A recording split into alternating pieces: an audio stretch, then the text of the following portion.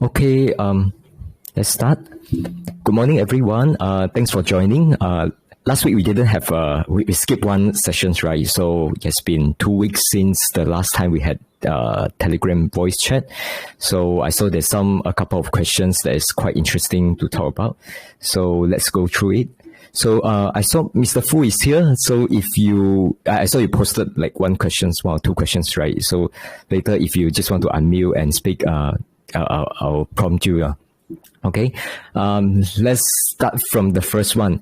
Hello, Bunti. Just want to show appreciation and say thanks for the weekly sessions and constant sharing for everyone. Learn a lot from you and still learning. So this is posted by Anonymous. Thanks a lot for the message. Yeah, I can't say that I'm doing this on every week, right? You know, some week we will just skip the session and then just take a days off, right? But hope that weekly session like this is helpful. So let's say if there's any questions or any topic that you guys want to discuss in more details, right?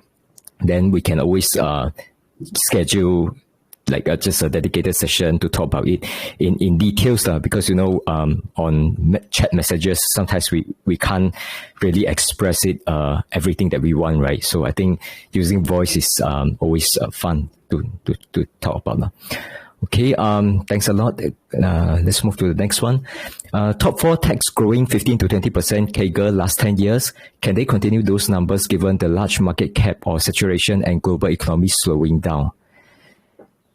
Yeah, I'll go first. Give my opinions first. Let's say if there's anyone want to give your opinions, just let me know. Yeah. Okay.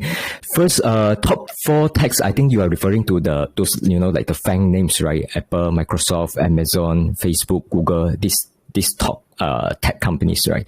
So it's true that if you look at even their price or their fundamentals, right, they've been growing like above average, right? So they've been growing like 15 to 20%.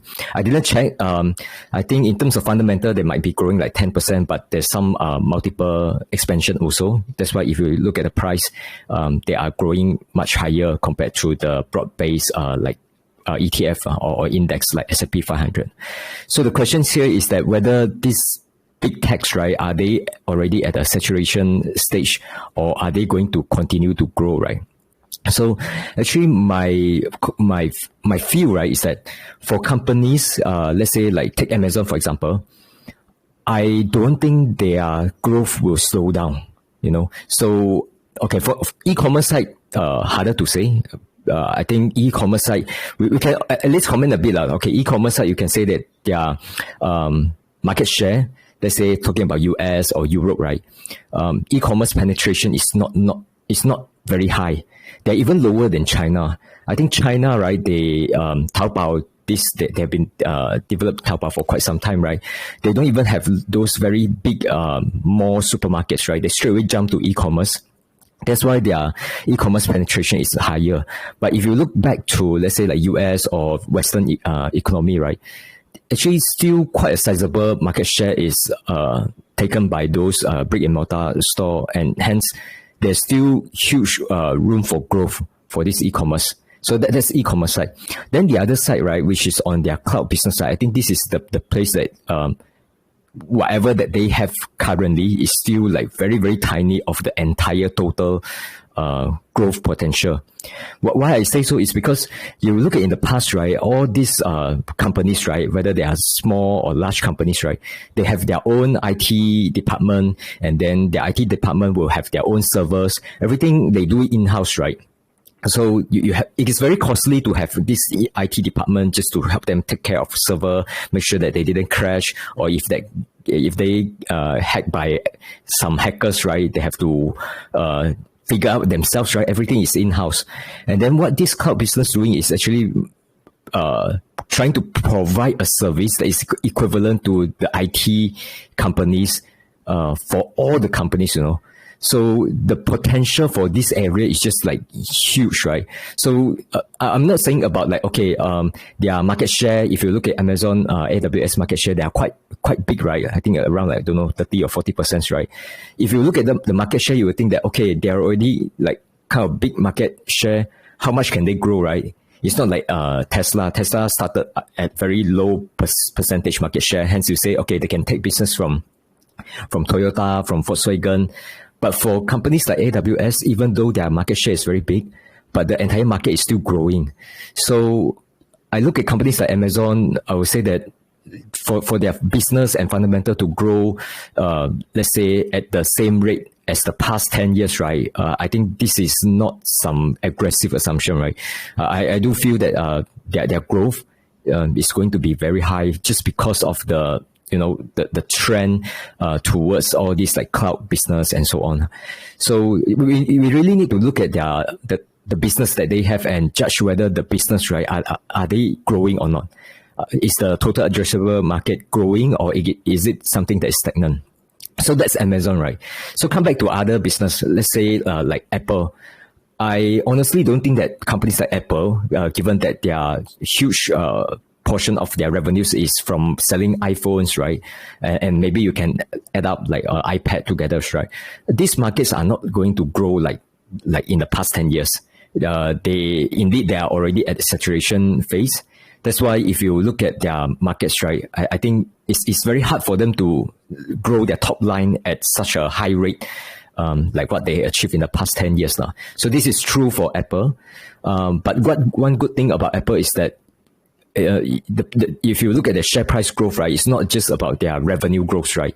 You also need to look at, share price, you can take it back to earning per share, and in earning per share, you can take it back to the revenues, right? So even though their revenue is not growing that high, but as long as they are able to maintain their profit margin, and with that profit margins means that they are generating a lot of cash flow, right? And they use the cash flow to do some share buyback, right? So after they conduct all this share buyback, their outstanding shares shrink and earning per share can grow at a decent rate.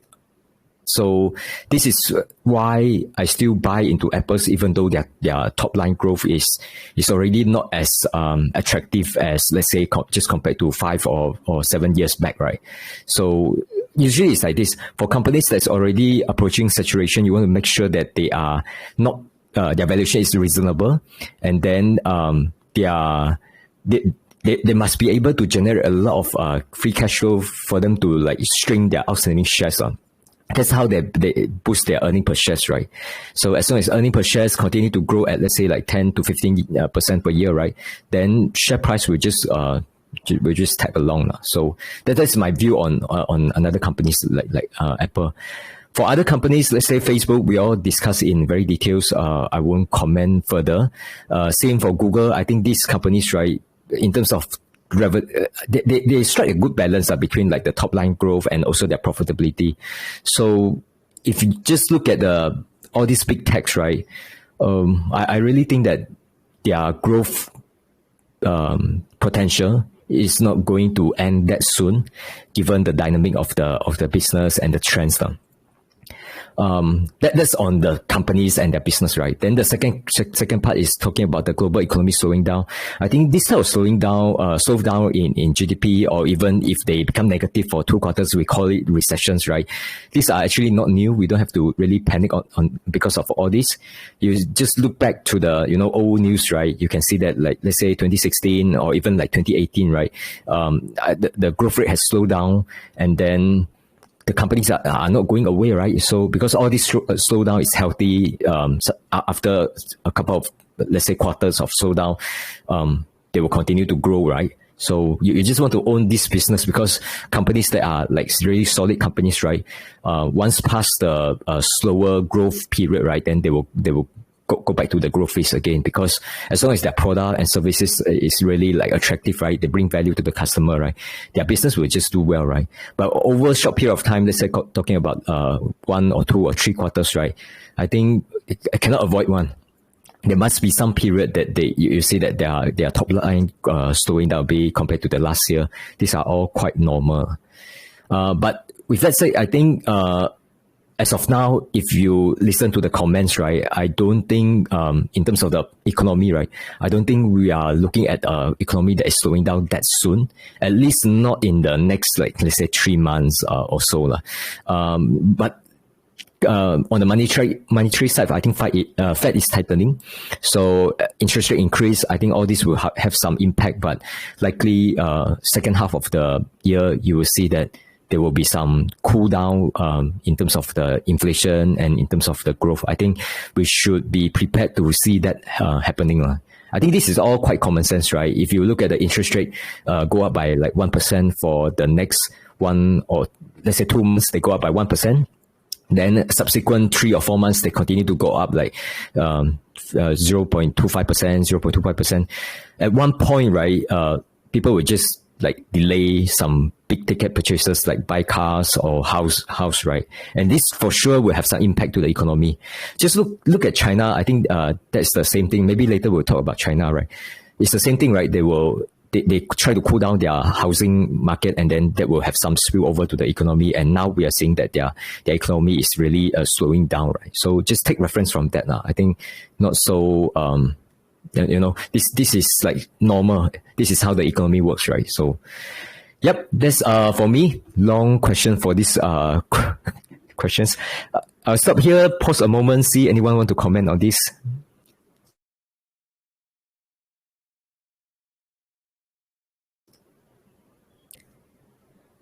Kelvin, you want to comment anything on the first one? Sorry, we're talking about these top 4 tech companies, the big tech.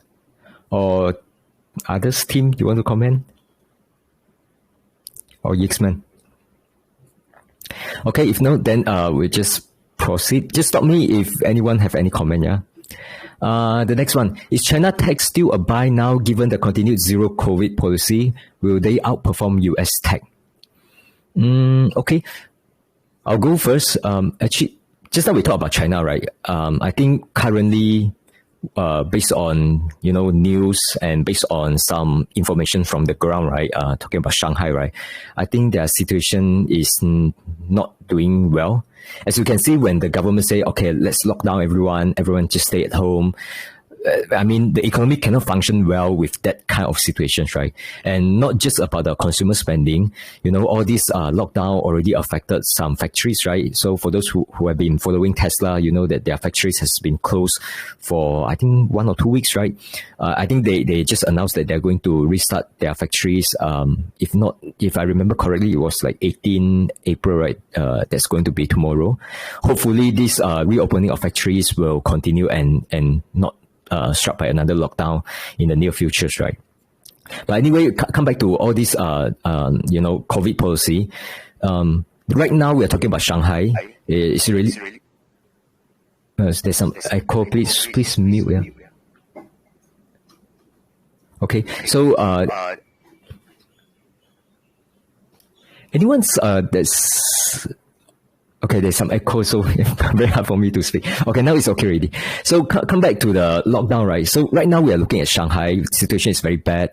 The questions is like, okay, are they going to continue with this zero COVID policy? Second thing is, are this problem, this COVID spread, right? Are they going to spread to other cities? And if all other cities, for example, like those Shenzhen, are they going to experience what Shanghai is experiencing now, right? So I think if the situation is yes, right, meaning that it's spread across different cities, and then, Chinese government, they just want to like put the top priority to saving humans' lives, right, and don't care about the economy. So, it will be a very, very bad situation for the business and for the peoples, and also for the stock market. So I think all this will have some impact to the economy. I think to some extent, they will have to revise their strategy towards COVID, but we just don't know how much pain they are willing to take before they realize that actually they can't really continue with the current policy. But anyway, because I'm not an expert in terms of like all this COVID policy and what's their priorities, right? We really can't speculate much on what they plan to do. We can only say that if we just extrapolate the kind of policy that they have today, especially Shanghai, and just extrapolate to other cities and extrapolate the time length, right? You can see that all this will definitely have some impact to the business. And I think everyone will suffer, not just Chinese tech. I think the other companies that is not tech related, right? They will all be affected. And all these negative impacts, right, will not stop as China. All these problems, they will for sure export to the global as well, because the supply chain, they are all linked, right? Like all these companies like Apple, their factories in China. So you don't have to affect like the big factories in China, right? You just have to affect like a couple of important components of the supply chain. And then that is enough to create all these shortages of materials or, something that will affect other companies to produce their products. So I think this is definitely something to pay attention to. I think situation like this, right, in terms of short term, they could be quite serious. In terms of long term, it really depends on how well they're handling all these COVID situations. So for those who are really like, you are concerned with this, right, maybe just keep some cash and it will help a lot in terms of your managing your emotion. Yeah, you don't want to like just panic when all this suddenly deteriorating, right? So I think that's the only suggestion that I have. If not, just I mean, this is economy, right? This is macro stuff, right? It's really hard to say, okay, unless you really have good insight on what is going to happen next. If not, try to speculate what will happen and like play around with your portfolio too much. So that's my view on this. I'll just walk around, look around, see anyone want to like give your opinion on this topic.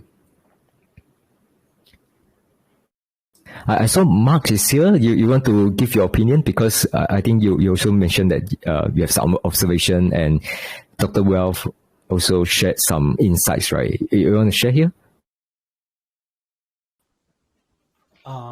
Okay, sure. Hello, can you hear? Hello? Yes, can hear you. Oh, can hear. Okay. So I happened to join this Dr. Welf webinar a few days ago. So I think he know the China market very well. So off my head, this is what I can summarize. I actually didn't really take a lot of notes, but basically he's coming from the perspective that the way China market and US market work is actually different, and we can actually also say that they are direct opposite. The US market, it works based on capitalism. So basically, is you know like you want to see company earning money, market share grow, and the investor will put their money in. But the way China market work is there's a few fundamental concept. He shared that you need to understand that what is the government policy.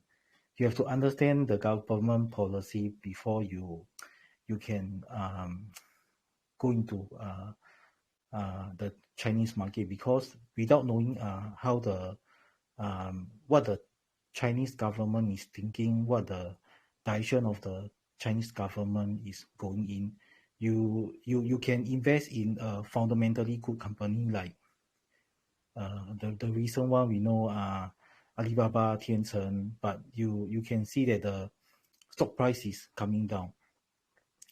But there's also other good Chinese company that's also doing very well, like which actually not tech stock.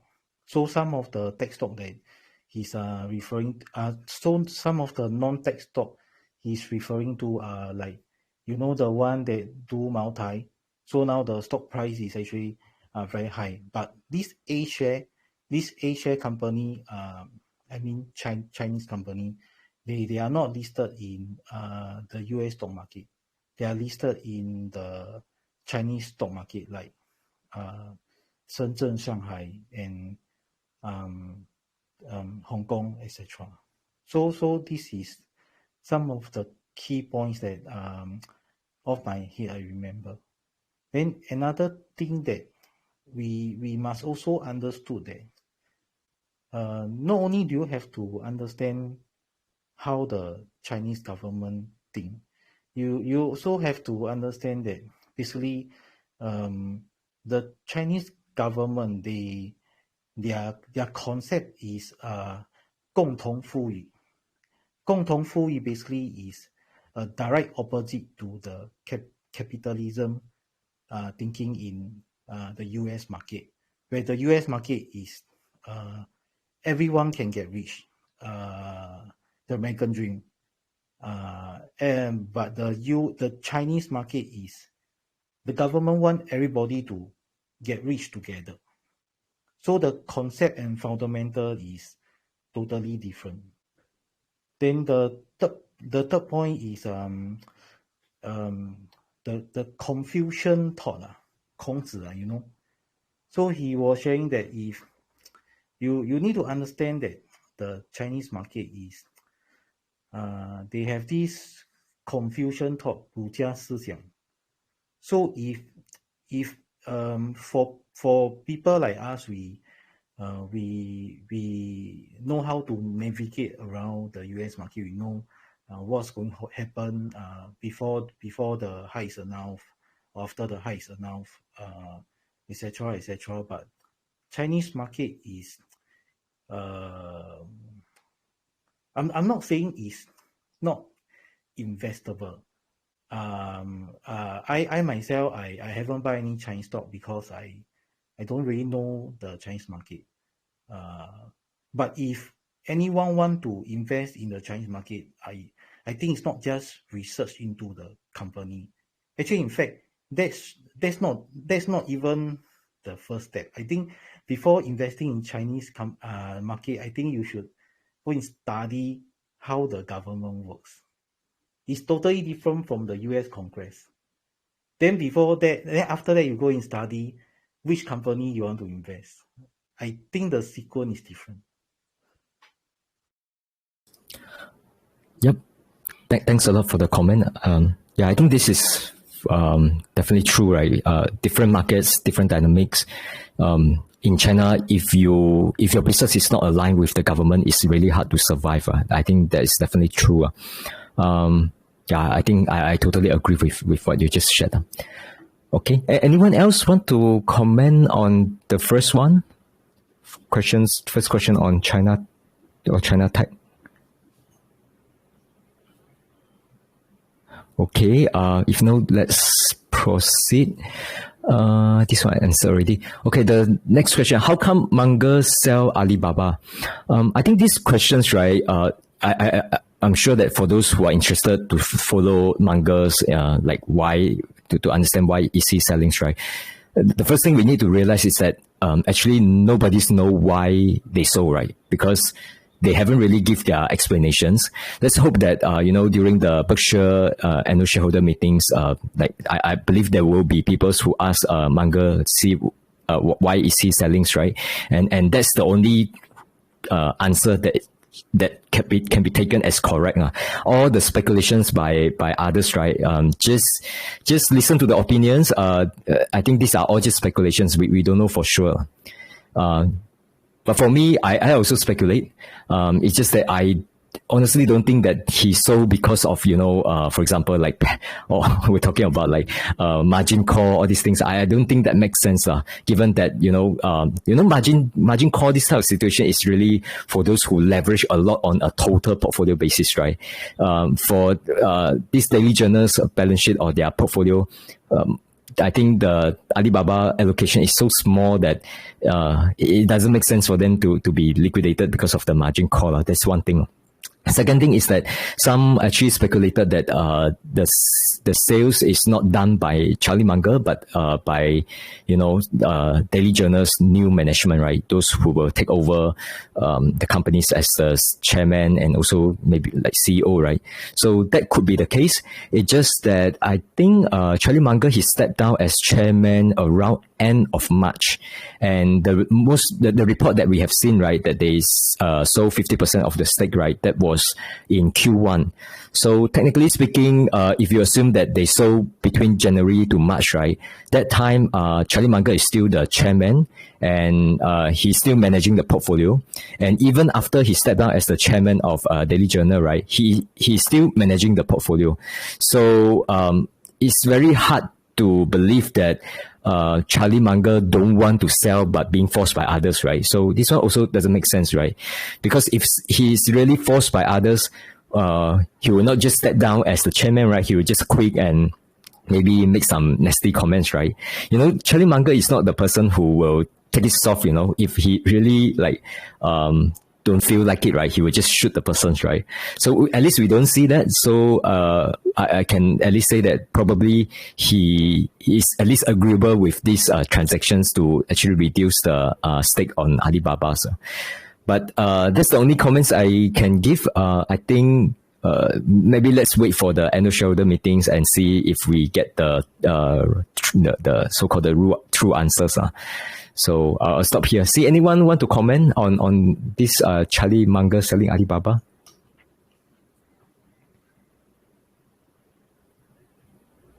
Okay, no one. Next, proceed.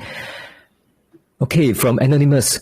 I don't have time to keep track of individual companies while being busy with my full-day job. Any suggestions better than just DCA on broad-based ETF? I think for this, right, I would say that, let's say if you ask these questions in any Telegram groups, right, I think I would say 80% of the people who try to give some sound advice, right, will just tell you that just DCA on broad-based ETF. Because if you're just like continuously buying, you know, like S&P 500 or VWRA, I mean, VWRA is the one that track the world index, right? It's kind of hard to, let's say, outperform this strategy already. So because you already have exposure to like all the solid companies and very diversified, right? And at least this is a strategy that is, maybe you would say it is not play to win, but it is play not to lose, right? If as long as you have good saving ratio, meaning that you put a lot of saving into stock market over a long period of time, right? This strategy for sure won't screw up one. So this is the first statement. Then the second thing is that, like for myself, right, I still do some individual picks. I pick companies or business that I have, right? But my style is I really look for things that doesn't change over a long period of time, right? So actually, for my style, right, even if I buy single companies, I don't really need to spend a lot of time to understand the details of the business. Because, for example, like if I know that iPhone is going to have some slowdown, and then that might affect their financials, and then their stock price might be under pressure for the next 3 or 6 months, right? If you ask me, am I going to sell or not? My answer is no. Because to me, if after I sell it, right, for sure I need to buy it back because I want to own these companies and I want to own more shares over time, right? So if I sell today, I will have to buy back sometime later, meaning that if I saw some negative to their financial or slowdown in their business, after I sold, I need to keep track of their news, of their development on a very frequent basis and just look for the best time to buy back, right? All this will take time or take some energy to really follow the business in very details. But for me, I don't want to do that. I just want to accumulate over time because I think that the management is solid, the business, the long-term strategy, all these are good, right? I actually don't have to spend much time. I just need to buy consistently, right? So to me, it's like DCA over individual companies that I think is good over time. Don't really need to spend a lot of time now. So this is for me.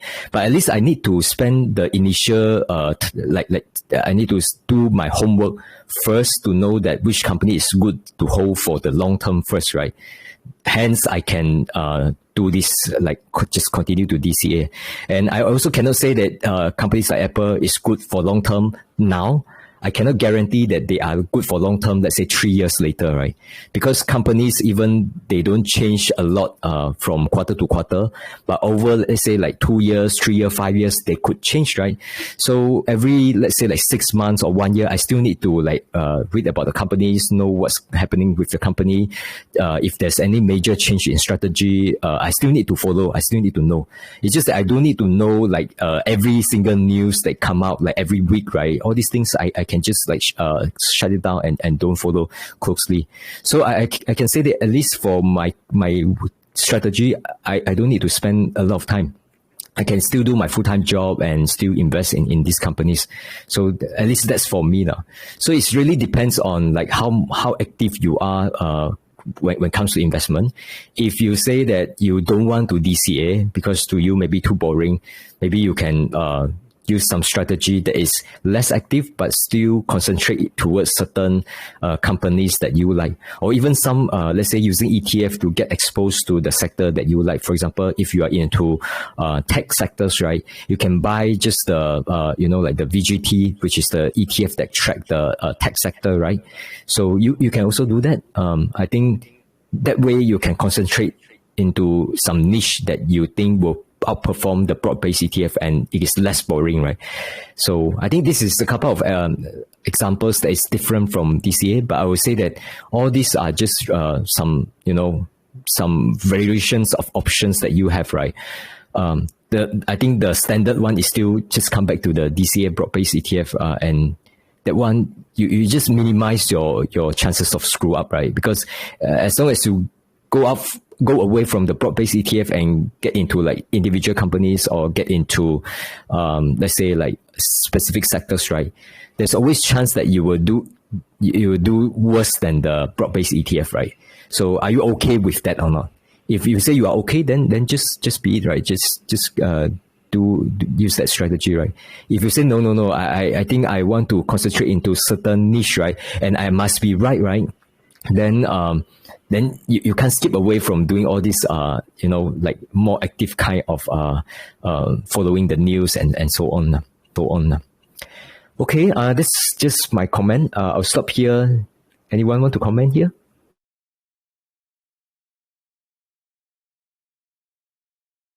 Any other strategy? Anyone else?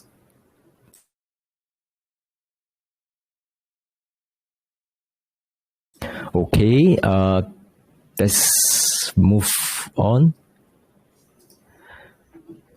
Okay, this is from Mr. Fu. Maybe I read it out. Let's say if you want to comment, you can unmute and tell us more. Right? So the first one, have a bit lost faith in stock picking, keep underperforming the S&P 500 this year. Even last year also didn't beat because of China stocks. Mr. Fu, you want to unmute and share a bit of your story? Are you still here? Because it's not here already. Okay, because just I saw him here.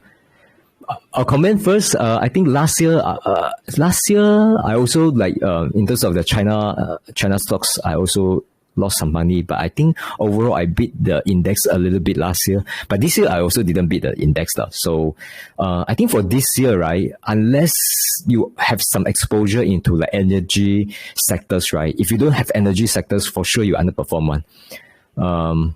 Yeah, I think that's my observations because energy stocks, they really went up a lot because of the stock price, the oil price, right? So that's the general comment. But come back to this point, which you want to highlight, right, is that lost faith in stock pickings. I think that's true, right? When all these popular stocks, they're just going up and up, right? Just like in 2020 and 2021, people talk about we should sniper theory. We should really concentrate into our highest conviction stock. They outperform the market by, like 20%, 30%. Why should we buy S&P 500, right? I think these comments are very common. And then when it comes to the downturn, all these popular stocks drop by 30, 50%. And then, there's this kind of, let's say, attitude, right? Let's say, lost faith, don't want to stop picks, go back to S&P 500, will come back again. So you always swing between these two kind of different sentiments. I think this is quite common. If you just follow the market and follow the chatters in forums or Telegram groups, right? You will see that on. So I think I can understand your sentiment. I will say that. Coming back to let's say if you are taking some advice on what to do, right? I think if you really feel that a bit discouraged, I think it's fine to have some exposure into S&P 500, right? You don't have to do binary kind of decisions, right? Like, I'm only stock pick, I don't invest in S&P 500, or the other extreme, right? Like only S&P 500, stock picking cannot outperform for sure. I mean, these two are very extreme kind of positions or opinion on this topic, right? To me, my advice is that you don't have to go towards each extreme, right? You can just like say, okay, I will just like 50% S&P 500, then 50% I will just stock pick into companies that I like, right? Or 70-30 or 20-80, right? Any percentage that you like, right? So at least, let's say if your picks underperform S&P 500, you can still say, at least I have some S&P 500. At least that's my approach. I still have some like broad-based index exposure. Okay, I'll stop here. See anyone want to comment on this? Yeah, hi, this Martin here. I joined late, so I just saw this particular comment. I think especially true for beginner investors like myself, right? Should always have a fallback, which is your broad-based ETFs. Your S&P 500 would be your safest bet. I think a 70-30 ratio would be also okay. And so as long as you have some good foundation fallback, like the index itself, then you can afford to risk more at the 30% on companies that you have or stock picks that you have conviction in. So I mean, again, conviction is also kind of subjective in my opinion, because sometimes your conviction is I also peers would say conviction means, oh, so and so said that is good, or so and so said that is good, So we if we want to have good returns, we also have to put in the hard work, and conviction is, as I say, subjective. How super believe are you in that particular company before you commit your money to that stock, right? And then emotion also plays a very big part, like you can see big ups and downs. If you are like easily affected, then maybe stock picking is really not for you. But if you are like numb to it, then why not, right? Because so as long you just believe in it over the long term, of course the numbers must make sense to you also, like the company fundamentals. And again, if you don't know how to interpret it that well, right, then again maybe stock picking again is not for you. So it's really up to your own risk appetite at this point in time. But if you're talking about like 10 years or 5 years, right, consider medium term, I don't see why taking a bit of risk is not good. Just my take. We can afford that kind of risk. So just don't be too discouraged. Yeah, that's all I have. Thanks, Martin. Yeah, I think for these topics, right, I think we shouldn't approach it from the perspective of, okay, I must stock pick, and I must stock pick, hence I'm going to choose which company to pick, right? I think that's not the right way to approach. I think the right way to approach is that you should take the S&P 500 as the standard one. Not everyone, you should take that as like, this is how I should invest. And then at the same time, right, if you look at companies, you just look at the businesses, right? You just need to ask yourself, right? Okay, like I'm buying iPhones for my own use, right? This product I think is superior compared to other products. And then I just take a look at their balance sheet, their business, and you yourself will have a feeling to say, okay, is this business is really that superior that I'm willing to like let go of a portion of my S&P 500, which is the default investment, right? And put towards the business that I like. Usually for companies like this, right, you just look at it, you will very convinced that they will do well. Like it's very hard to convince you away from investing in these particular companies. And that's where you should buy into the individual companies. That's why you just, when we all discuss, right, with friends and talk about like all this, should you really stock picks, right? It's very hard for us to convince someone who are bullish towards certain companies to just say, hey, you should just invest in S&P 500 because it's already towards like some emotional attachment, because they understand the business, they understand the fundamentals, they understand the prospect, right? And then I think the natural approach is just buy into that companies, right? Don't have to like be more, be very how to say, I don't know how to describe it. Is that you don't have to say, okay, when it comes to investing, S&P 500 is the right way. I think we shouldn't do that now, because for companies who are following certain companies, right? I mean, for people who are following certain companies, right? Once they develop that love for that companies, right? They just want to own the business, right? Then just own the business. I think it's very simple one. But you shouldn't say, okay, I think stock pick is the way. I must stock pick, but I don't know which company to pick, but I still want to stock pick. I think that's not the right approach now. Yeah. Okay, that's the first one. And then the second question from Fu is that Buffett said that it's difficult to consistently beat the S&P 500 long term. How true is that? I think many beat S&P 500 by holding top 4 tags or even QQQ past 10 years. I think this one, right, I just want to bring in this quote, right? What is true in the past doesn't mean you can just extrapolate for the next 10 years, right? Because if you look at the past 10 years, companies like Facebook, Google, you just look at their fundamentals, right? It's really growing like crazy. If you just go back to, let's say, 2012, right?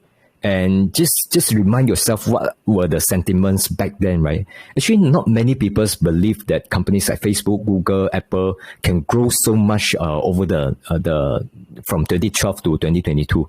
They don't believe one. I think they will say, okay, these are the big tech, these are the sexy names, but when it comes to valuation, except for Apple, maybe Apple they are not pricey, but the rest, right? For example, like Amazon, Facebook, because back to 2012, their earnings are not very strong. And in order for them to have very, very good returns, right, their fundamentals have to grow at a very, very high rate. But that was the sentiment back then. The thing is, within that 10 years periods, right, their fundamentals really grow that well, you know. It really keep on outperform the expectation, hence their stock price already reflect. So that's we're talking about the past, right? But the question is, from now, let's say 2022 to 2032, right? Will all these top 4 tech companies going to grow as fast as past 10 years, right? Meaning that how much of those growth already been priced in? This is the questions, right? I think I have no doubt that they will grow lesser than past 10 years just because of the size. 10 years back there, they are so small, easier for them to grow, right? Next 10 years, harder to grow. But I think if you can spot companies, it could be any companies, right? It could be tech, it could be non-tech, it could be mega cap, it could be small cap, right? Any companies that you can spot that can grow like how much Facebook have grown in the past 10 years, right? You just buy into those companies and I can assure you that they will do like super well in the next 10 years.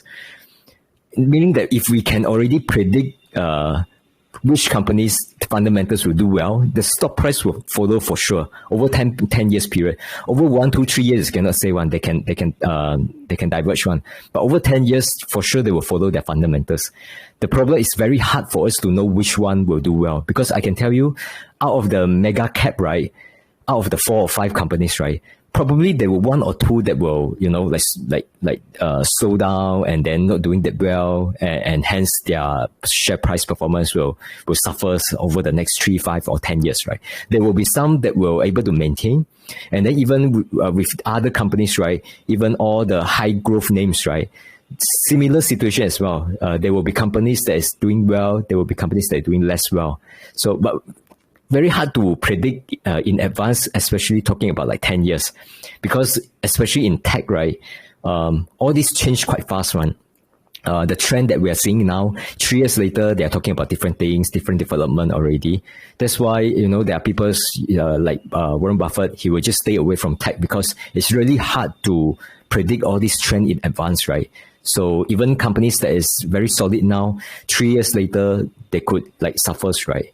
So yeah, I think that's my comment. Just want to bring up the point that you are actually commenting on the past, on the history, right? I just want to say that it's not so easy to predict the trend over the next 10 years.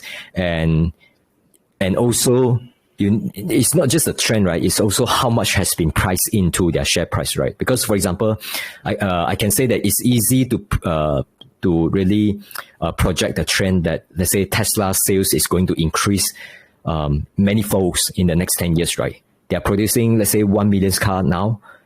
I'm not surprised that they can produce, let's say, like 10 million car in 10 years' time, right? I think not surprised. But you also need to look at how much has been priced into the share price, right? How much growth already priced in. And ultimately, the share performance, right, is really looking at how much is their fundamentals growth versus what has been priced into the share price. They have to outperform the price in assumptions in order for the share price to do much better than the average market, right? So this is another thing to consider. If you think that all this is too hard, right, then I think all these broad-based ETF, at least they guarantee you have the exposure for companies that is doing well. I think that's the attractive part of the like broad-based ETF. If you are picking stocks, right, then I mean, if you pick the right one, for sure, very good returns. But if you're unlucky and pick the bad one, then you just have to accept that you underperform the market average. Can I share something? Yep. Sure. Yeah. So disclaimer first, I have my SPY and QQQ. So I'm a bit biased on the stock index. Although I have some stocks also, but it's quite concentrated on the high techs also. So I think this question I can break down into maybe three type of things. So first thing is it says that Buffett says that it's very hard to beat S&P 500 and using 500 versus QQQ and versus top 4 tech holdings for the last 10 years. I think the first time, S&P 500 has been in almost 60 years already, or I don't know how many years. So I think Warren Buffett knows S&P 500 more than QQQ. If I think he ever knows QQQ, maybe he will tell you to invest in QQQ right now. But S&P 500 has a longer historical return, so he used that as a benchmark. That's why he say, holding that might makes a better return.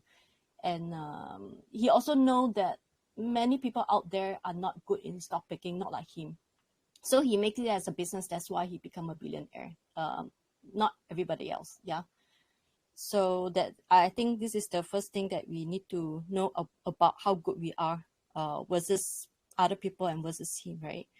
And I guess that the second question about using the QQQ and top 4 tech, yes, it's true that QQQ has been growing very fast, and I guess QQQ will beat S&P faster from now on. That's my perspective.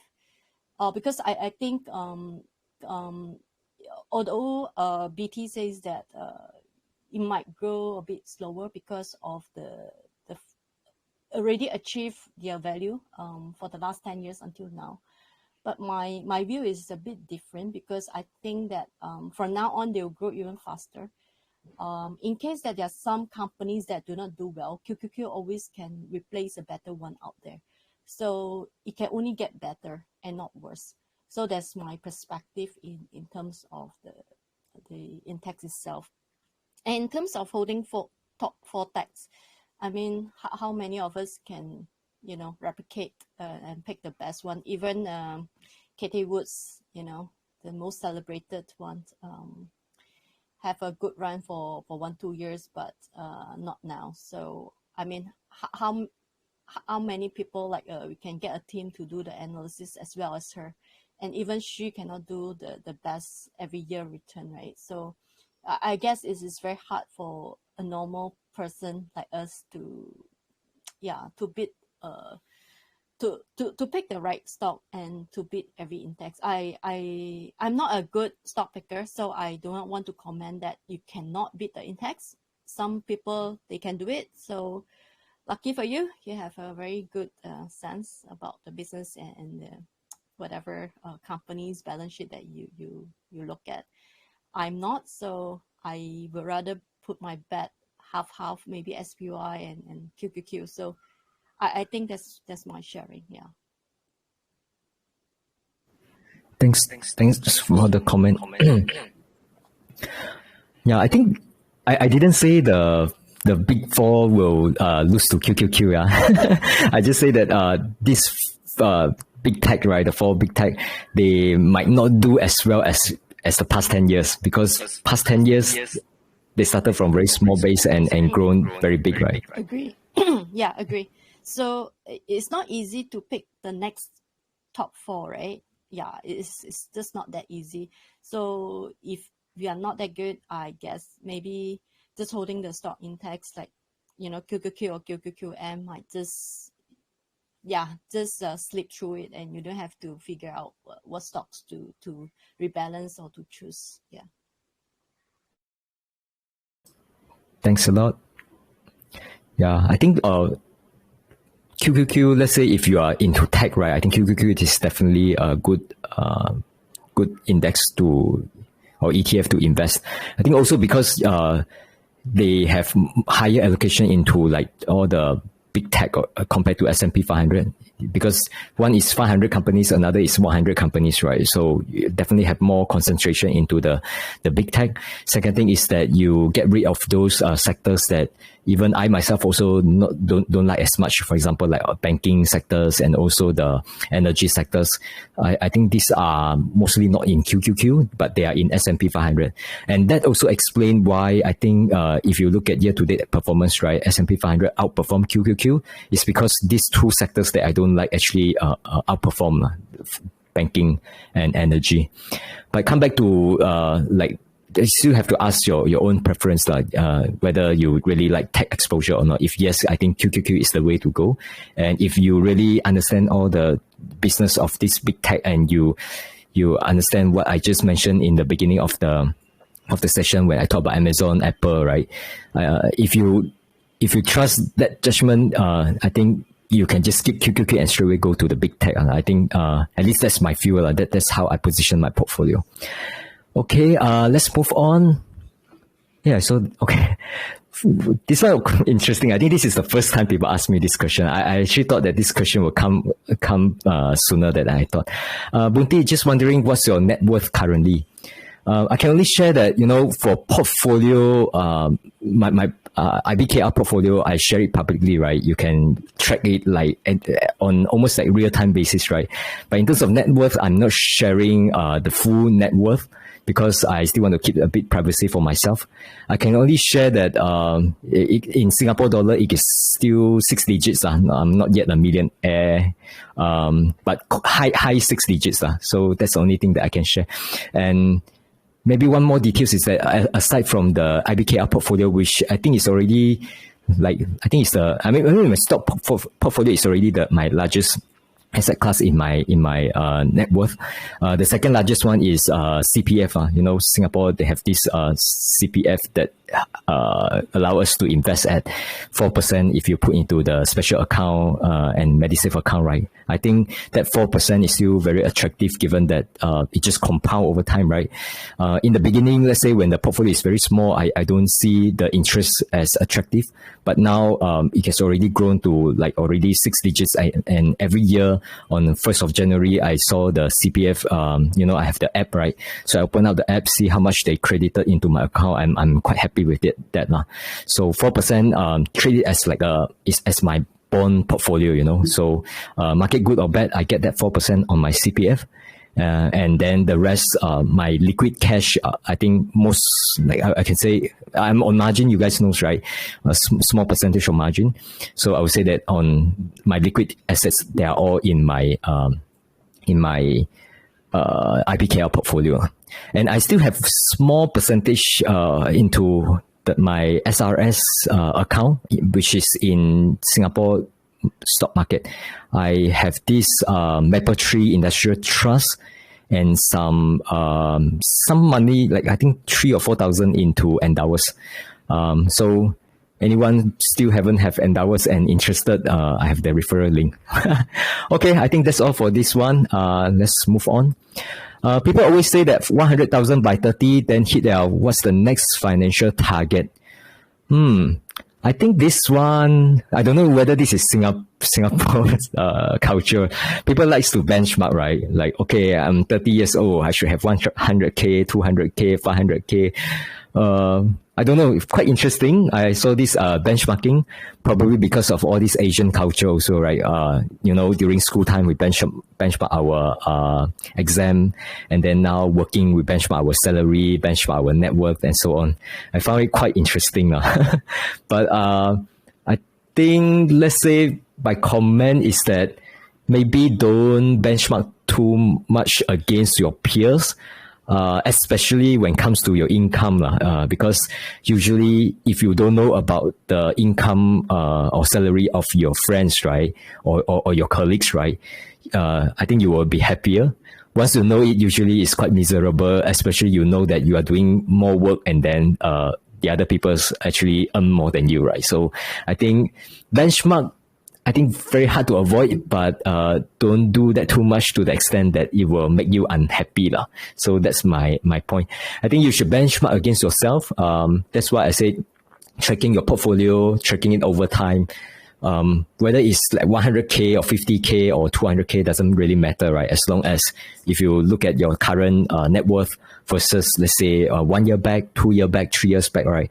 As long as it is growing, I think you are heading to the right directions, right? So I think that's what important, right? Basically, your portfolio is there to sustain or to support your retirement when you retire or when you feel like you don't want to work, right? So you just need to be comfortable with your own trajectory. I think that's my comment. Anyone want to comment on this? I found this interesting topic, right? Can share your view. Is 100K enough or not?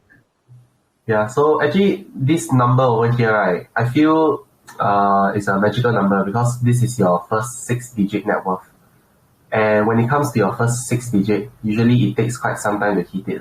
So if you really want to know what's the next financial target, right, I would say it's the next 100,000, which is 200,000, because you can compare the time taken to reach 0 to 100K and the time taken to reach from 100K to 200K. Yeah, so once you compare these two, right, you will somehow appreciate the power of compounding even more. Then once you hit the 200K, it gets easier and easier. Eventually you'll reach 500K, 1 million, 2 million, etc. Yeah, so if you ask me, I'll just say 200K. Yeah, thanks for the sharing. Yeah, definitely true, right? Usually it will take lesser and lesser time to get your next 100K and next 100K. I think that's the if you achieve that, that means you are on the right track. And I would say don't just look at the number as of now. Like I think SC also commented in the group chat before, right? You have to like really put into the spreadsheet, like let's say just record down your personal balance sheet as of now, right? Just record down your assets, your stock holdings, your liabilities. You just record down as a column, right? And then just put in the date, and then just remember to record it the next time when you review it. You don't have to do this like every week, right? You just have to do it, let's say, every quarter. Like April, July, then September, or even every 6 months, right? You just record that and then you just look at the progress, right? It's quite, how to say, fulfilling looking at the trend. I've been doing this for years, I think probably close to 10 years already. And looking at the trend, I think, I won't say that, my net worth is not very high compared to many people in the group, right? I would say maybe I'm just at average, right? But looking at the trend over time, at least I think this is something that gives me some assurance that I'm on the right track now. So that's why I say, record down. Don't just look at current and then forget about it, because you don't know how much you have grown if you don't track the history, right? So you need to record down somewhere. Thanks, team, for the comment. Okay, next one, Semicon. So later, Tim, maybe you can help to comment also. I'll go first, later you can comment. At TSMC, I have looked at the results. I think in terms of their financial result, it looks very good. So really, really good. And, in terms of their forward-looking guidance, right, also looks good. It seems that their business, right, they are on the bottleneck in terms of how much they can support their customer rather than not enough demands, right? So on the demand side, no problem. And they are reinvesting heavily into expansions, right, to make sure that they can really support their customer over the next, let's say, 3 to 5 years, right? So I think they are on the right track. Financial good, business good, in terms of their technology, all on track, right? So nothing really negative for TSMC. Just one thing you also need to be careful is that I do see that there's some geopolitical concern with regards to China-Taiwan relationship and with Ukraine stuff, right? And I saw this concern this concern is really is there. And I believe that there are some asset managers that are pulling funds from TSMC or pulling out from Taiwan, right? Just because of all this concern.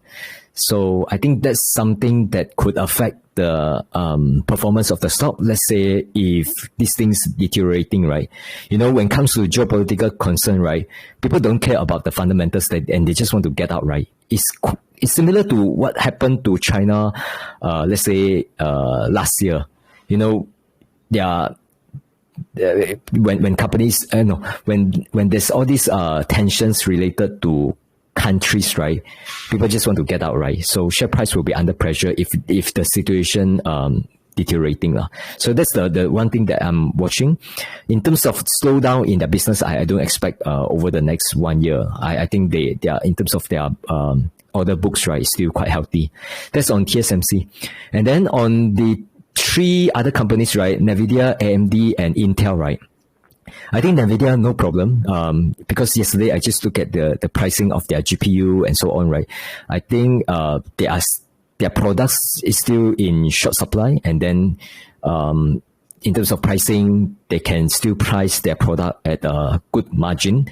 I think NVIDIA, be it like the GPU or gaming sector or on the data centers, right? I think they have really good products and really not much alternative on those products, and hence their products are always priced at a premium, and they get a good returns or profits out of that. So I think for NVIDIA also doing quite well, but in terms of the valuation wise, I think NVIDIA also on the high side. So that's something to watch out for. And then the other tools, right, which is AMD and Intel's, right? I think these 2 companies is a bit like, at least on the desktop CPU markets, right? I think they are now at some price war. They are dropping their price, which is good for the consumers, but maybe not so good in terms of their financial over the next, let's say, 3 to 6 months. So I am actually a bit worried for those who invested into Intel and AMD. And come back to Intel, I think this is very interesting because I always thought that they are behind AMD in the past, let's say 2 or 3 years, right? And I didn't follow that closely in terms of their product launches. Just yesterday, I took a look and see how much they have been doing, right? And it actually surprised me a bit because in terms of the pricing, they are really aggressive. And then they are coming with the products that is not so behind AMD. But you need to understand that whatever that Intel just came out, right, they just launched the Alder Lake early this year. But for AMD products, I think this is considered the old architecture already.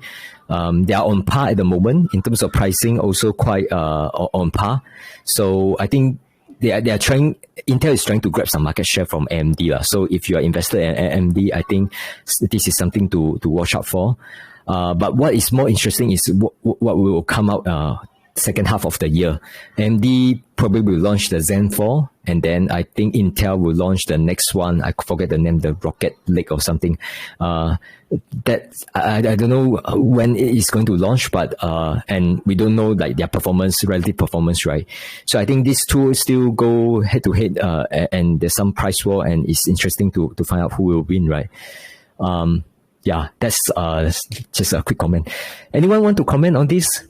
Tim, you want to share any insights? But wouldn't they also come under pressure from Apple in particular? Because maybe I'm biased, right? But in terms of their CPU and GPU performance, their Apple Silicon is a very big contender against AMD.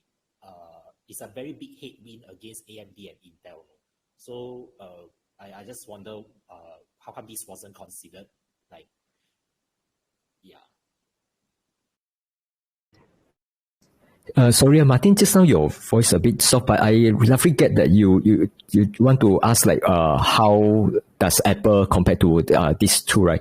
I think my comment is that for Apple's, right, because they are running on different operating system, so sometimes it's very hard to compare when they are running like on the Mac OS, right, and versus Windows. I think for customers, right, for those who want to get into Windows, right, they will just shop around within the Windows options. So it's easier for us to compare AMD versus Intel. Harder to put in Apple here. But if you look at Apple, I will say that their pricing, right, actually, at least I can say that right now their offerings is much better compared to the time when Apple is still using Intel processor, because the ARM processors, right, is really, really attractive when it comes to pricing, when it comes to the product, the latest product that they have now. So I do see that Apple will grab more market shares as compared to Windows. But if you just want to say, okay, given different price points, should I get Apple or should I get Windows, right? A little bit harder to make that comparison, at least for me. Yeah. Yes, agree. What I was referring to is because, and it's exactly to a point about market share, right? Like Windows versus Mac. Then as they grab more market share in terms of the Mac, and then wouldn't that mean equals to Windows getting less market share, and then that would mean less relevance for the legacy processors, like it, even though they are of a different architecture altogether, right? Of course, they serve different segments, right? But as more people transit to the Mac, and if they can do more capable things as compared to Windows, it somewhat spells a lot more concern than just on the chip making companies like Intel and AMD as a whole, even potentially even Microsoft, right? Because they own Windows, they own the Windows OS also. So although they are slowly trying to, maybe it's just me when I observing the trends, it seems that Windows is trying to emulate what the Mac OS can do in terms of the UI, in terms of the user experience. And maybe I'm just speaking from the consumer point of view, but it can sense that they are encountering more headwinds due to this kind of changes. Yeah. Yep, I totally agree with you in terms of, let's say, if you say Apple's, because of their product is much better, if they get more market shares, they will for sure put some pressure on Microsoft and also some, all these Intel and AMDs, right? That's true. It's just that I recall the last time when I look at the market shares of Mac versus Windows, right, we can see that Apple market share has increased, but it's not like huge increase, right? We are talking about, let's say, a couple of percentage increase, maybe not even like, let's say, 5% increase in terms of market share. They're still very small. I think it's like 10, I don't recall the exact numbers. Let's say it's around like 15% kind of market shares, right? Maybe they increased to 18%. Maybe later I will take a look at the latest statistics, see what I can find there. But what I'm trying to say is that we still haven't seen like huge increase in the market shares of Apple. So this is the first statement that I want to make. Second one is that why their market share hasn't increased that much, right? It's also because of there are still quite a number of software, right, which is built on top of Windows that is not easily, or at least all these software provider, they haven't really like built equivalent software that work on Mac ARM architecture. So especially those software that used by commercials. For example, like let's say if you have all this software that you use in your work, some proprietary software, right? All these they really serve like business customers, right? So all these are B2B business, right? They are not selling this software to the retail customers, right? All these, I think, still no point for this software provider to build on top of Mac OS, because this is not their business, right? They are actually selling to companies, and most companies are still using Windows, right? I don't know which industry are you from. At least for myself, I'm working in financial industry. At least in the office, I'm still using Windows products, right? So I have not seen, let's say, the trend that moved towards Apple products for the entire companies, right? This one I haven't seen. But let's say, I think for just like I mentioned also on all these cloud services, cloud is the trend moving toward that I think many companies are moving towards, right?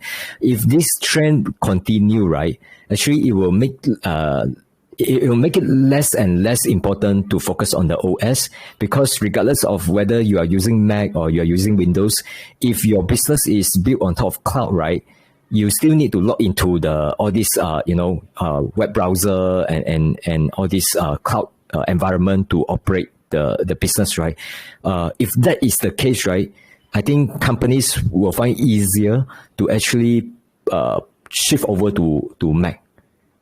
So I think that will actually help Mac in terms of increase their market shares. But at least for now, I think this is still not obvious.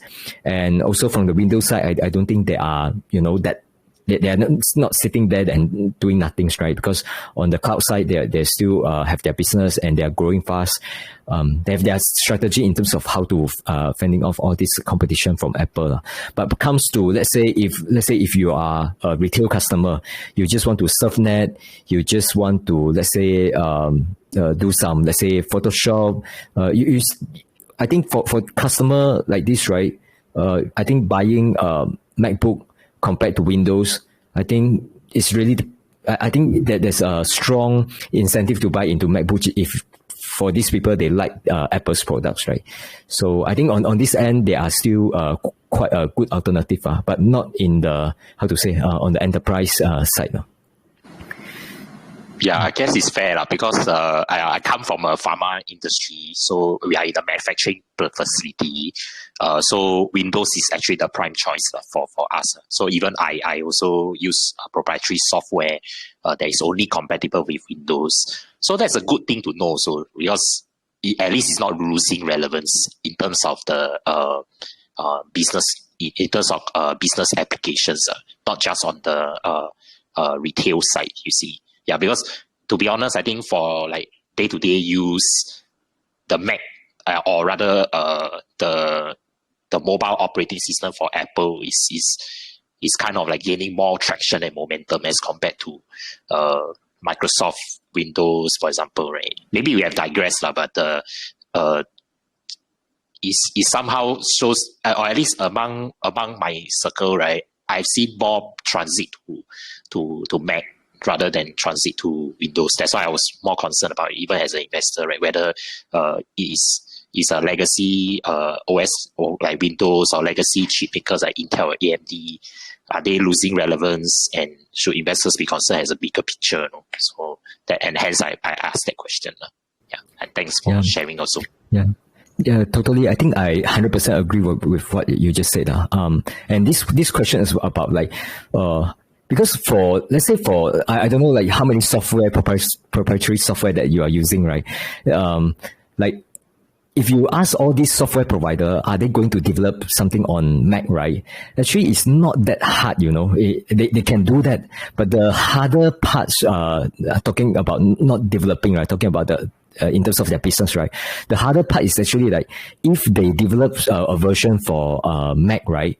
And then what's next, right? Meaning that they now have two code base, and then they need to maintain two, because there will be some customers that say, okay, since we have some offerings on the Mac OS, right? Let's move to Mac. And then some will say, actually, I don't want to move. I still want to stick with Windows. So they have to maintain two set, and then that means they have to really double up their maintenance costs, and that doesn't help them to increase their market shares. So it's very hard to them to no incentive. It's not hard. It's really no reason for them to build the version for Mac OS. So they kind of start there.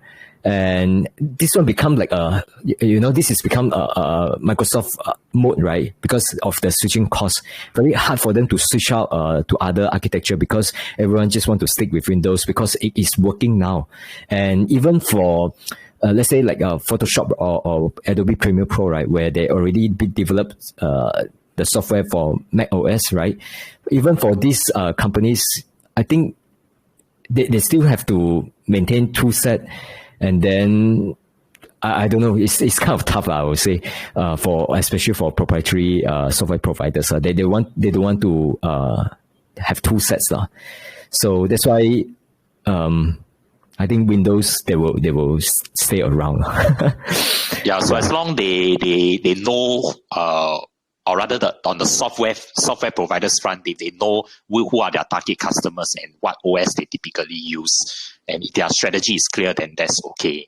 So similarly for the chip makers, right?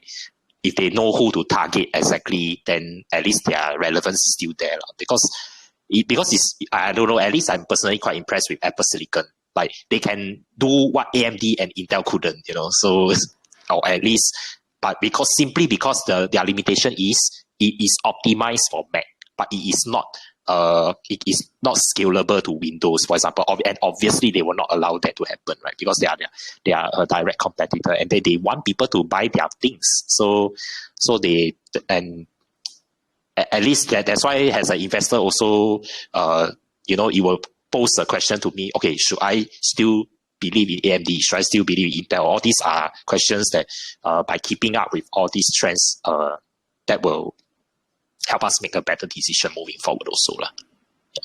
Yep, totally agree. And that's the reason I don't have exposure into AMD and Intel at the moment. But I think for Intel, right, at least let's say if you're talking about the what they are doing now, I think they still focus on the x86 architecture, right? But coming to the Foundry 2.0, I think when they move to Intel 3, I think their foundries, right, they are all well equipped to really support on other architecture as well, including ARM and also the RISC-V architectures. All this will be, I mean, they are not sitting just bet 100% on x86. They are moving towards that space as well. So, yeah, that's the coming one. We still have to track. x86 sounds so dated, really. Yeah. That's true. Okay. I think good discussion on that. I think next time, if we have more information, we can do some presentation and share more into those topics that we just discussed. I think it's fun to follow on those trends. Okay, let's move on. Okay. We'll just go through this. Hi, Bunti. I have learned from you to ignore noises from macro, short-term price movement, and just continue to buy in regularly and build or increase portfolio size. Any guide or cash deployment strategies to share for regular salary individuals? How many buys per month or percentage of income to deploy?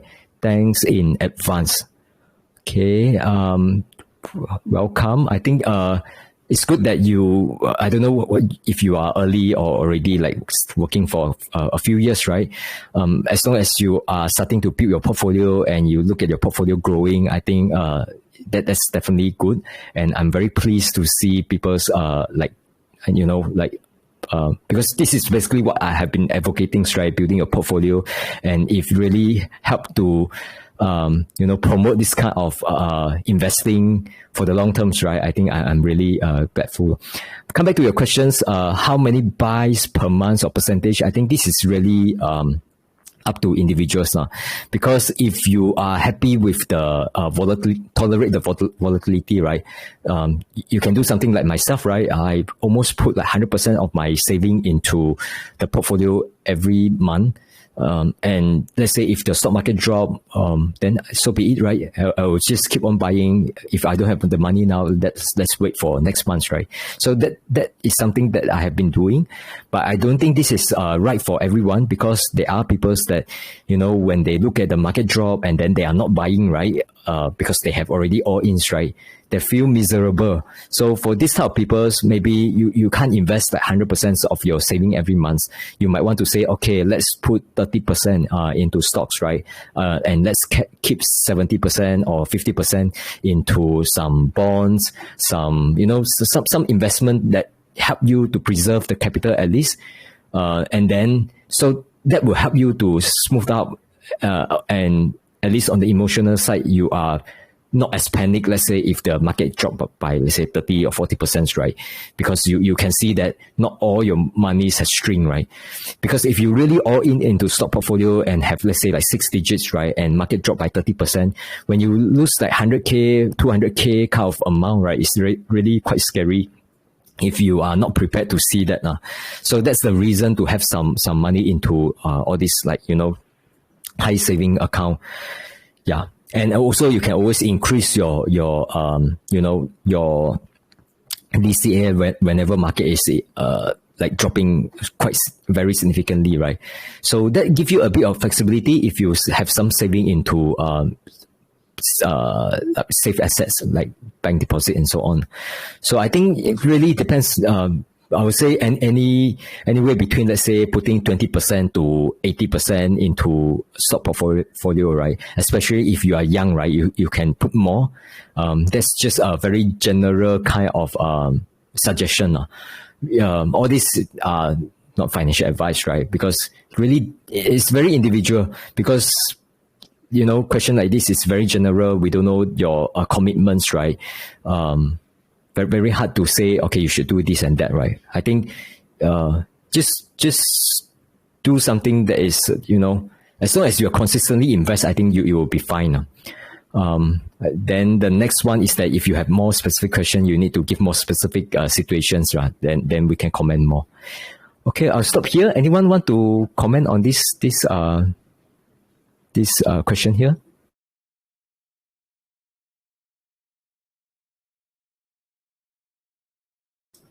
All right. Okay, I hope that Martin is still here. Let me read out these questions first.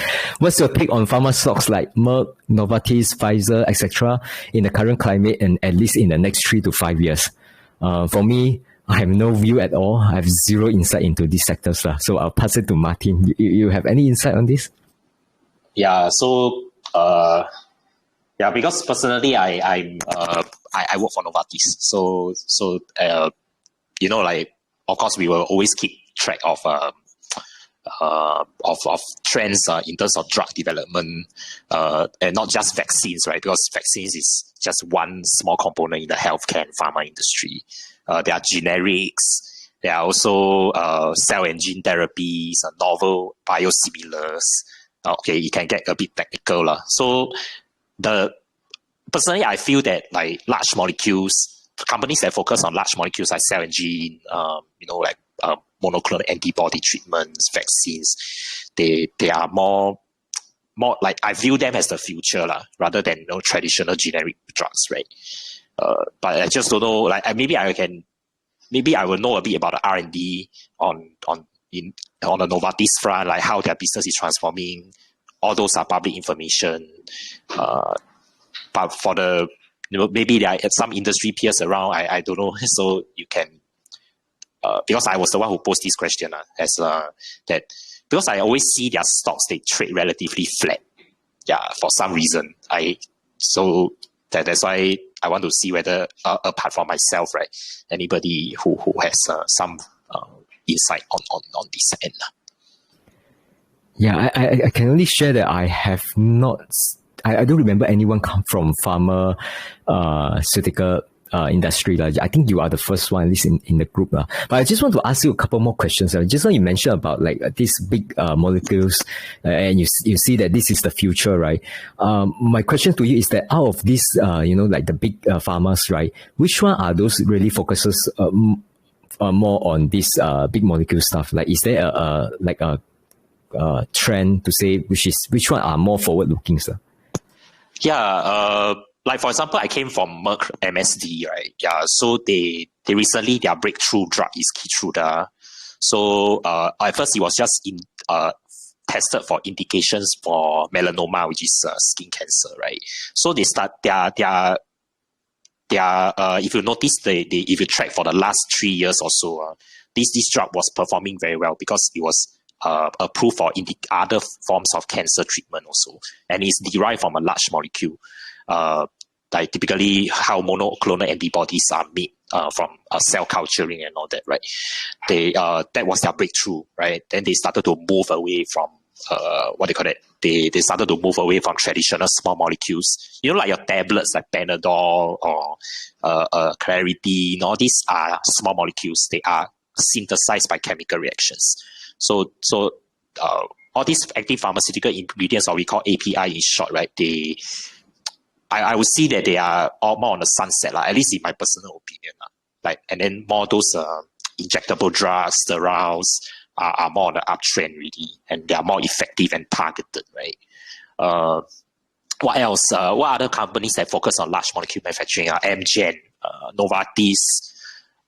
Their portfolio of drugs, they are mostly very specific, prescription based, and normally what we will look for, at least not just from technical point of view, right? From also investor point of view, we will see their R&D pipeline, their forward-looking statements will say, okay, what product is growing, what product is approved in what market.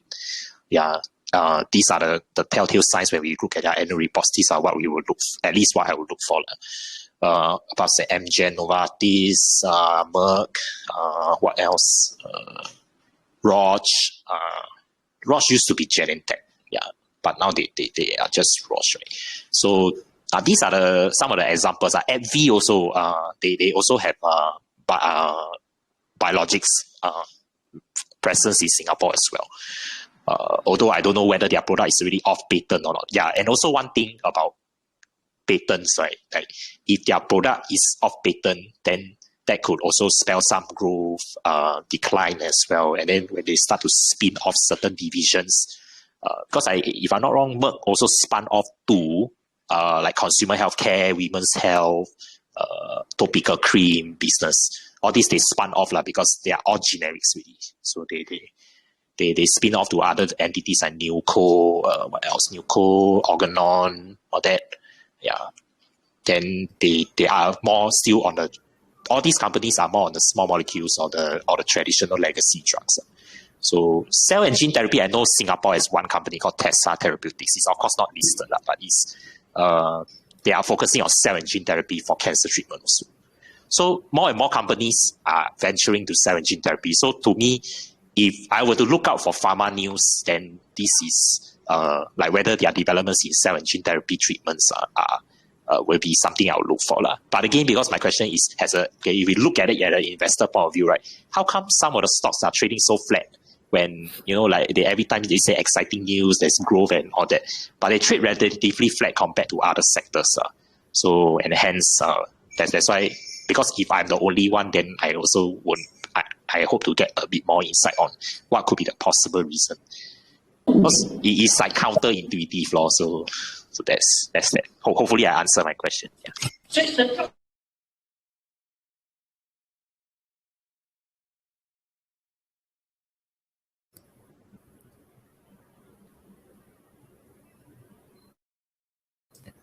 I think you are on mute, right? Martin, can you share how long have you been in the industry? About 8 years. So I work in the technical side. That means I'm an engineer I worked at Merck for about 5.5 years. Then I went to Novartis for about coming 3.5 years really. So yeah. Mostly on the technical manufacturing, like 100% just manufacturing presence.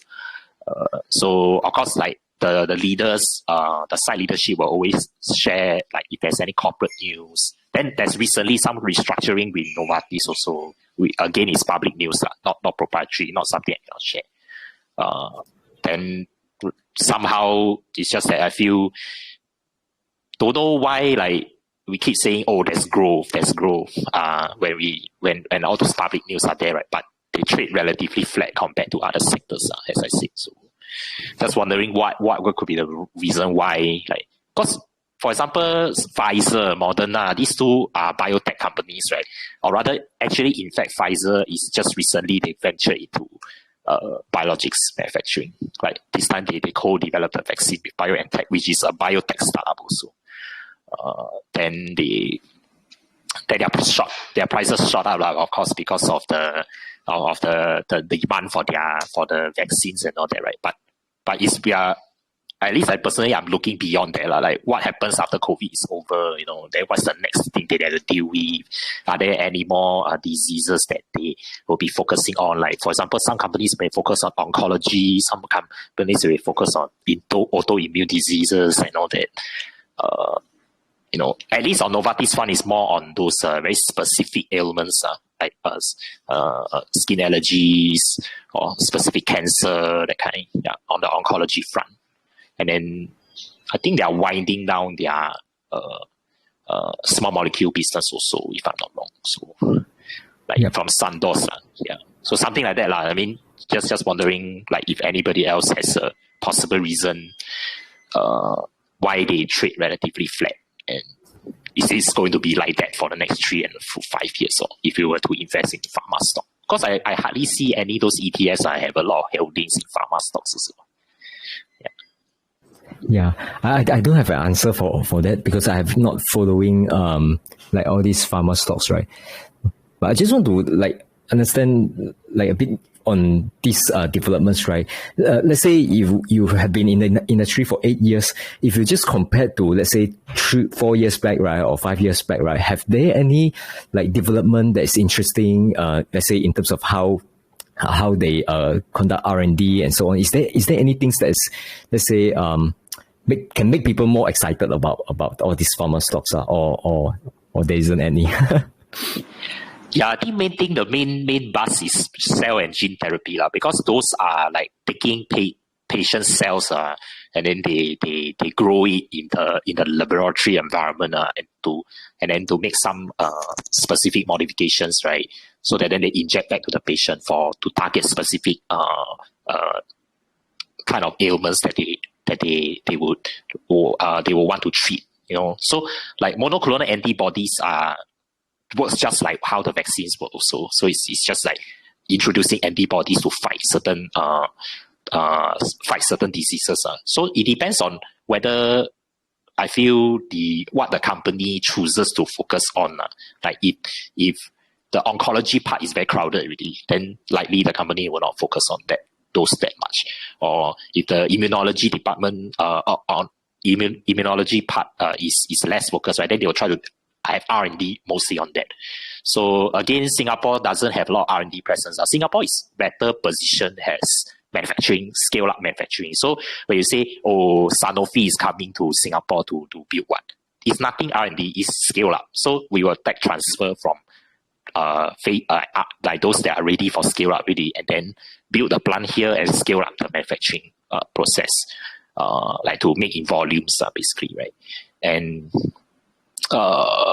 that's one. I think in Singapore there's expansion for manufacturing presence for Pfizer, for Sanofi, I don't know if GSK is expanding, but I don't think so.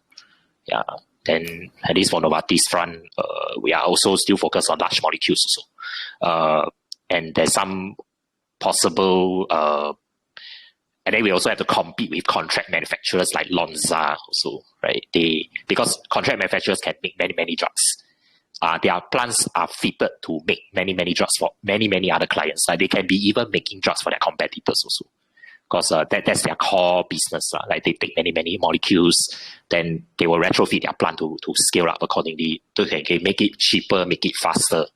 Yeah. So I think in Singapore, Lonza's presence is quite big also. They are also scaling up in China. They are also scaling up in Singapore. I think part of it, it's a brownfield. So that's that. So mostly our involvement is like buy equipment, qualify them, and then scale up. Yeah. So R&D part, we are not so abreast of the developments. But only like know a bit, okay, whether it is in phase 2, whether it is in phase 3, will it be coming to Singapore or not? Those are the manufacturing science team that will be liaising with the R&D people for that. Yeah.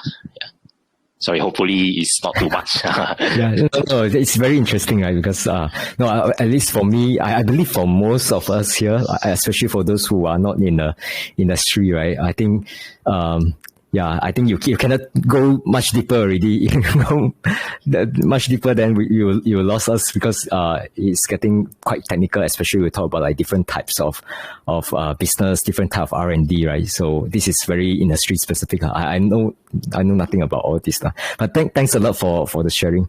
I just want to ask, is there anyone here from pharmaceuticals that you want to give your your insights on these questions here? Or if you are not from a pharmaceutical, also can give some comments. Yeah,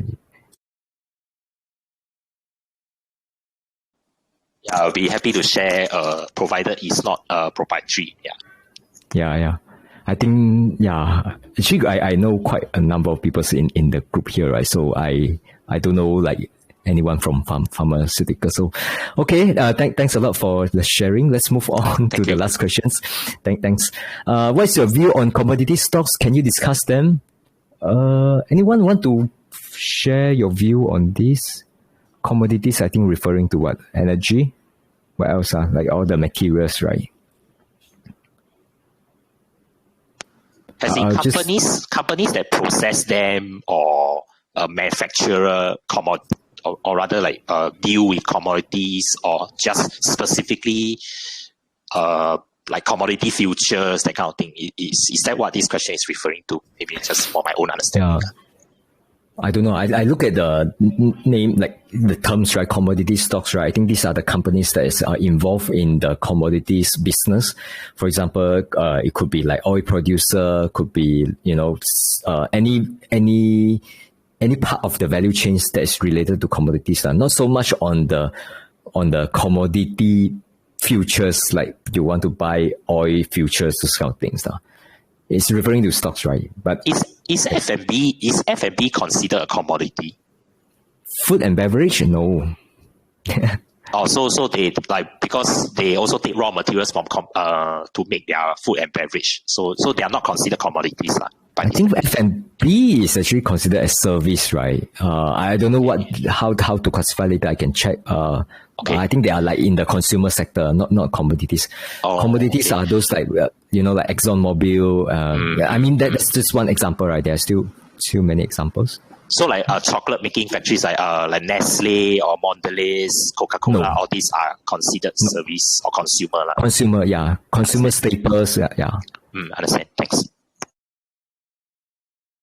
You can see it from here, right? Let's say, I think, I actually don't know, I think all this within the energies, right? Like ExxonMobil, Chevron, or, all these, Total Energies, oil and gas exploration, these are all commodities. And then I don't know about like all the others, for example, like all the nickels producer, where are they, right? Like the Vale, are they here? Yeah, this Vale is here. So they fall under other industries, right? All this Rio Tinto, BHP, Vale, all these are also commodities. The rest are not. The rest are mostly, like consumer defensive, all this, right? And beverage is here. So they are not commodities. Come back to this. Yeah, I think I shared like quite a few times, right? My focus is not really on commodity stocks. I think they are inherently cyclical, right? So like energy, the oil price goes up, their share price goes up. Oil price crash, their stock price also crash. And then if you really study all this like geopolitics and you study the macroeconomics, you want to do positions, right? Right now, I think still considered on an uptrend. As long as inflation is still high, right? I think commodities will do well. The question is always like, how long will this cycle last, right? Because they could last like 1 year, 3 years, right? Or they could actually end now immediately, right? We really don't know how soon this upcycle will end. And for commodities, you know that as soon as this upcycle turn into down cycles, right? Then they could suffer for another couple of years, right? So because of that cyclicality, right, I think whoever bought into commodity stocks, they are ready to exit, So it's really hard to so-called invest for the long term if you are getting into all these commodity stocks. So it's really harder because if it drops, it can drop a lot. So you need to be prepared for that. That's why it's not in my, like on my so-called the long-term portfolios, right? So, but I don't know, like different people's, if you look at companies, I mean, usually during down cycle, maybe you can still say, I buy this to hold it for a long term. But now, given that their share price already went up a lot, right? I'm not sure if this is a good idea from a long-term perspective. From a short-term cyclical kind of bet, I think it really depends on how well you understand the current macro environment. So that's just my comment. I don't know about others. Anyone here want to talk about this or give your insight?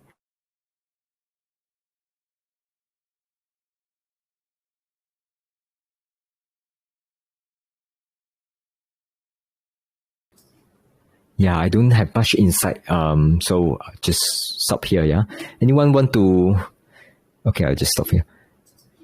Okay, I think we have covered all questions here. Anyone want to cover any topics, any things that you want to chat about? I can, like, let's say, stay for another 5 to 10 minutes.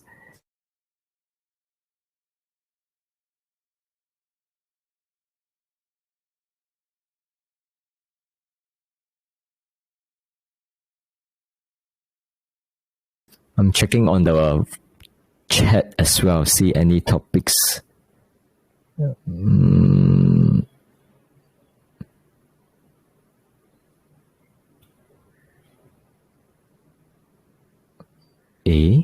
Sorry, I just saw a message from Bunsung that say very soft even for... Is my voice very soft? No, now it's back to normal already. It's fine. Oh, I think maybe just now I'm facing the other direction. I don't know what happened. Okay, anyone else? If not, we could just close the call. All right, 3, 2, 1, no more. Okay, thanks a lot for those who have joined the session, especially to Martin, give a lot of insights on the pharmaceuticals, and also team. Good to have you. Maybe I should interview you for the second session follow up. It has been quite some time since our interview last time. Okay, thanks a lot for joining. And see you guys back in the chat group. All right, I will upload the video later. Thanks a lot. Bye bye. Bye bye. Bye.